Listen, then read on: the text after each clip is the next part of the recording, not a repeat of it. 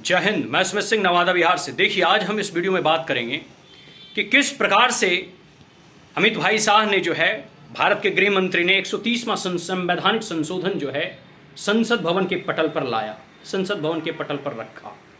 इसके बाद पूरे जो है विपक्षियों में हो हंगामा मचने लगा।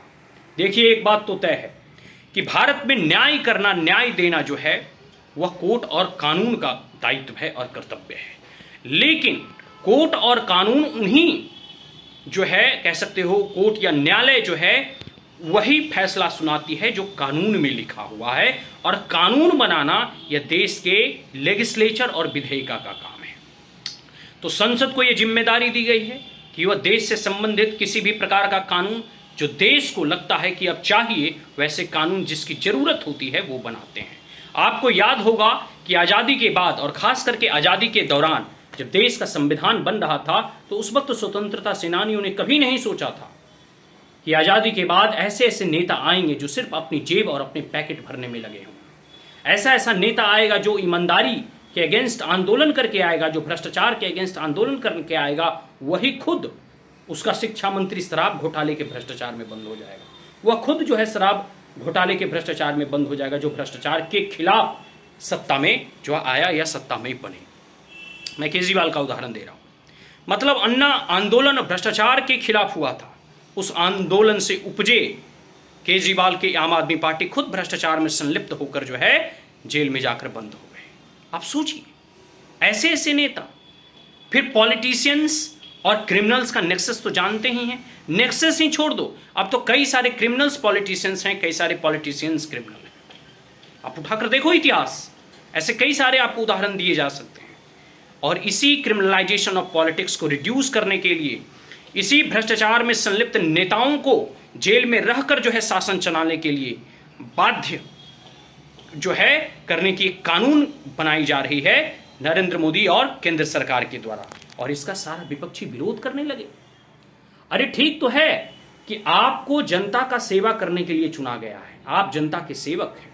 आप जो है को जनता ने कुर्सी पर इसलिए बैठाया है ताकि आप ईमानदारी पूर्वक काम कर सके। लेकिन जब आप ही अपनी जेबें भरने लगेंगे, आप ही जो है भ्रष्टाचार करने लगेंगे, तो आप जनता को क्या मुंह दिखाने लायक हैं? और फिर इस परिस्थिति में जब आपको जेल जानी पड़ती है तो आप रिजाइन नहीं करते, आप जेल से ही शासन चलाते हैं। सोचिए, मतलब इनके अंदर इतनी मोरलिटी भी नहीं है, इनके अंदर इतनी मोरलिटी भी नहीं है कि ये रिजाइन भी दे सके। केजरीवाल को आपने देखा ना, कितने दिनों तक जेल से ही शासन चलाते रहे। अनगिनत ऐसी पॉलिटिकल पार्टी के नेता और लीडर, संसद और विधायक आपको दिखेंगे। अरे भाई, जब आप जेल में बंद हैं तो आप लोगों की सेवा कैसे कर पाइएगा? तो स्वाभाविक सी बात है कि जब आपको कड़ी सजा होने वाली है या 30 दिन से जब आप अधिक जेलों में रहेंगे, तब आपको इस्तीफा देना ही होगा।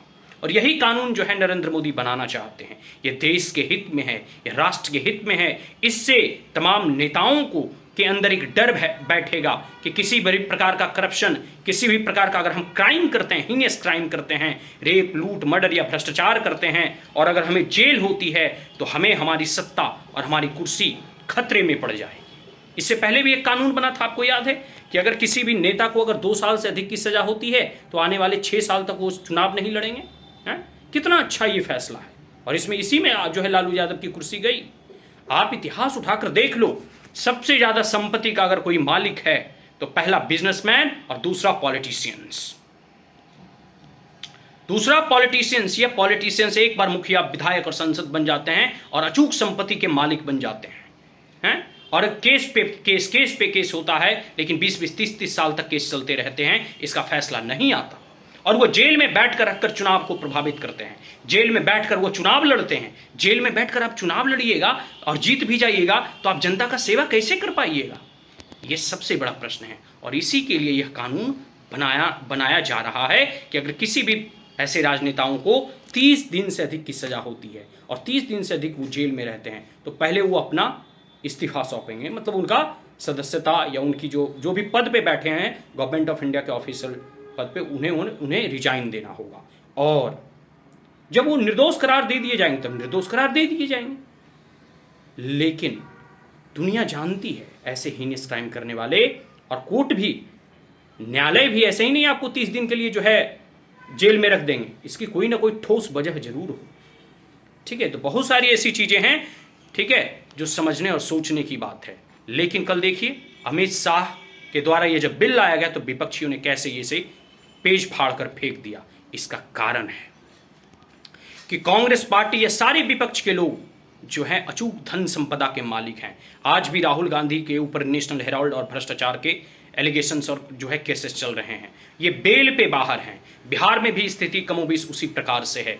आप उठाकर देखिए कितने अनगिनत ऐसे नेता और मंत्रियों के ऊपर केस हैं और भ्रष्टाचार से केस हैं, आय से अधिक संपत्ति का मामला है। तो स्वाभाविक सी बात है यह कानून से भ्रष्टाचार रुकेगा, कमेगा और नेताओं में यह भय व्याप्त होगा कि अगर हमें किसी भी प्रकार का हम ऐसे जो है भ्रष्टाचार की गिरफ्त में आ जाते हैं, जैसे 2G है, व्यापम है, स्पेक्ट्रम है, कोलगेट है, कॉमनवेल्थ घोटाला है, ऐसे अनगिनत घोटाले हैं कांग्रेस के शासनकाल में जो हुआ था। और वो सब नेता क्या हैं, अभी भी जो है सत्ता की मलाई चाख रहे हैं। तो ये सब सारी चीज़ों के लिए जरूरी नहीं, ये अति आवश्यक है कि ऐसे कानून बनाए जाएं ताकि नेता लोगों को किसी भी प्रकार के किसी भी अनलॉफुल एक्टिविटीज़ को करने से पहले 100 बार सोचेंगे। आज के लिए इतना ही। जय हिंद, जय मां भारत।